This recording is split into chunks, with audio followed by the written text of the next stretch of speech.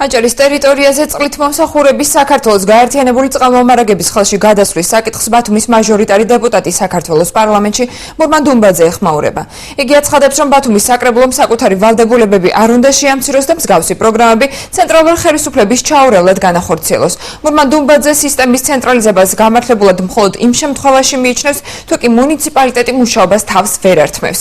საქართველოს პარლამენტის ვიცე-სპიკერმა ბათუმის წყლისთვის ფუნქციის ჩამორთმევის შესახებ ინფორმაცია დღეს მაცნესგან მიიღო და განაცხადა, რომ იგი საკითხით აუცილებლად დაინტერესდება და შესაბამის რეაგირებას მოახდენს.